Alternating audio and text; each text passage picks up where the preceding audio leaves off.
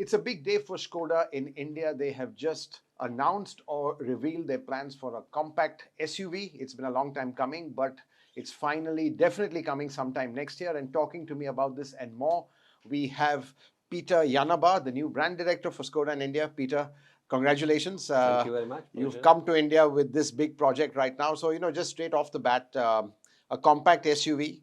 To be honest, quite late to the market. It's a very competitive segment. So how are you going to make a differentiation?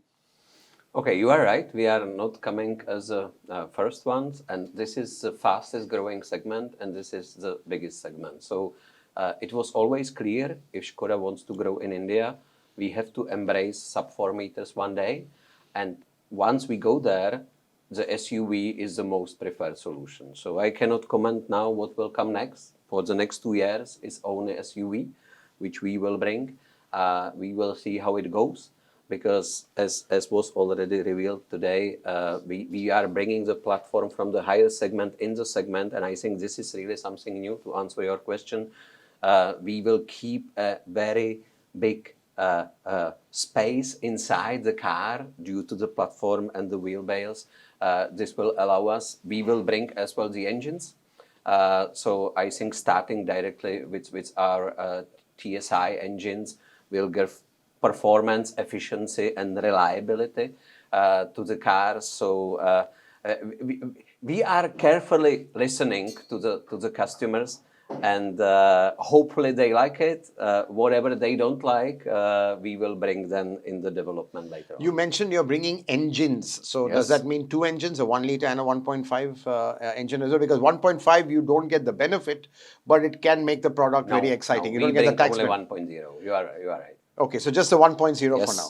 Maybe a 1.5 later, it's possible. If there is a demand for the price, we can do it competitive, then definitely we can explore as well. Right. So for right now, 1.0 engine. Yes. And, just sticking to the product, Peter, what do you think will differentiate it? Is it really the driving dynamics, the safety? Because, the Kushaq has a certain strong fan following. I mean, it's not got a wide range of powertrains or features or anything, but you've developed a strong identity in the way the cars drive. So is driving dynamics going to be the main focus even for the compact SUV? It's definitely dynamics, but it's as well maneuverability. I mean, Right. the people are definitely feel confident with our cars on the road because they can follow the car 100%. I mean, the technology in the car, I mean, when you take a look on the suspension and how the car behave on a different kind of roads, it's something what I think we really differentiate compared to our competitors,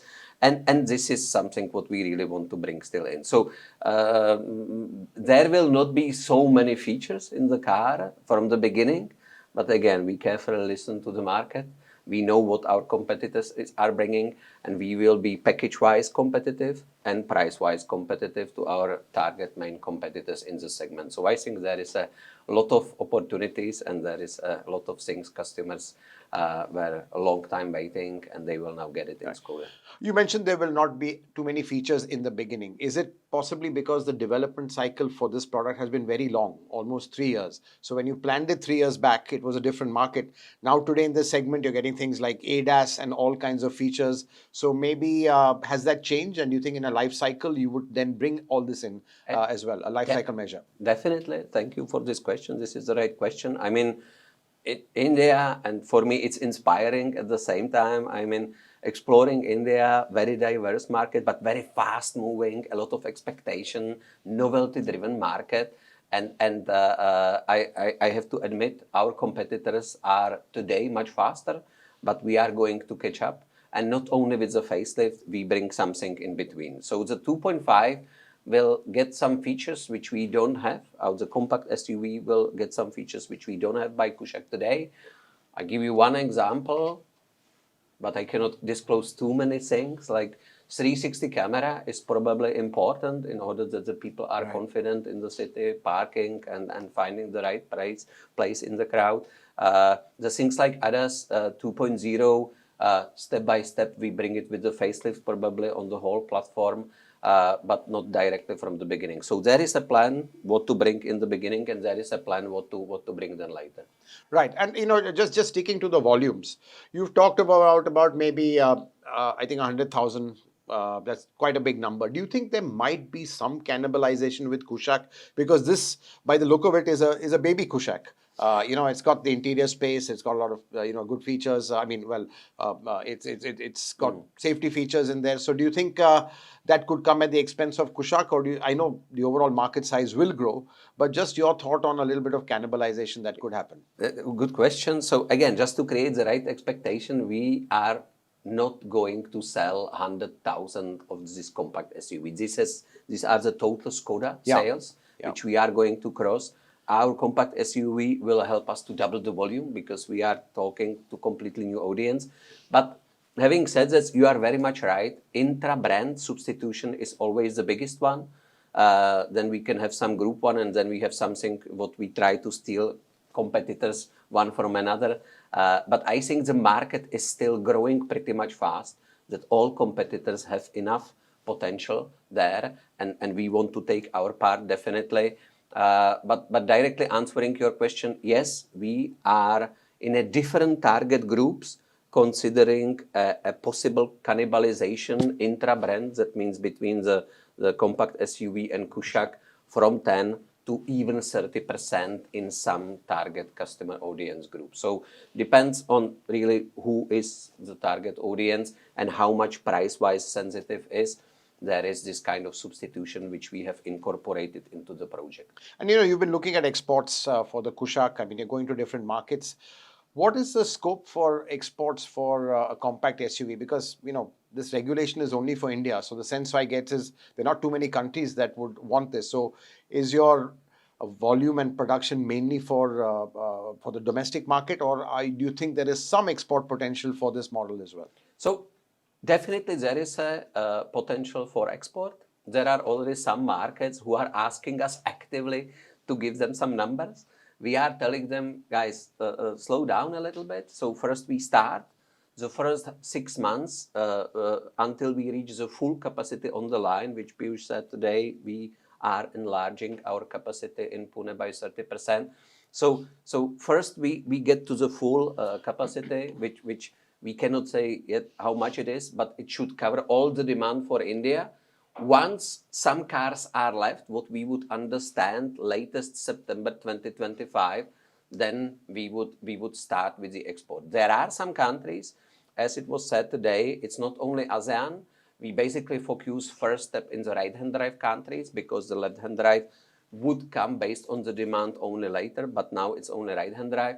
But even Kushaq, we are now exploring countries like New Zealand. I mean, Australia, due to the different regulation, is out of the game. But for compact SUV, it can be a topic now. I mean, they are actively waving and saying, we are here. Can you send something? And we are saying, guys, still wait a little bit because we need to understand the local demand, which is for us definitely a priority. Right. And two heroes of the Skoda range are not there. Octavia and Superb. I mean, you've come in here. Is one of your missions to at least get these iconic models back? I mean, it's really a shame that you've just brought them, stopped it, brought it back again. Is there now going to be a proper strategy for these kind of products? I know they're small volume, but they still do a lot for the brand. I mean, there will be always these two positioning or model range strategies. We always do the local cars, which will be deeply localized, locally manufactured, mainly done for Indian customers by Indian developers. And these are cars to be produced always in Pune. However, we still have one more factory, which is focused on parts and components, which we share with all the other group brother sister brands like Audi and VW. And here, Octavia and Superb have definitely the right place. And you are asking exactly at the right time, because Klaus, Selmer, and Johannes, I mean, they shoot the video which we just show you last week here on Thursday when they have been here in Mumbai. And we had this discussion. And I showed them, look, I mean, we have 70,000 customers for Octavia, 25,000 customers for Superb. these people are really happy and they are very loyal. They want the next car. It's not about exploring completely new, going to different segments, just bring back the car they deserve to have. No? And they said, okay, now we understand. So it will move now. It will move. So if the big boss says we understand, that means we can assume that these cars are coming. This was my understanding from the discussion we Right. had last week. So now we just need to make some feasibility calculation and execution. I mean, this is not a rocket science. Octavia will have a much longer life cycle now, even in Europe. Right. We are counting with several other deep facelifts which will be done, and the car should serve the brand until 2034. And you know, Europe then goes out to a completely electric way. And I think a successor of Octavia should be already our car here in India.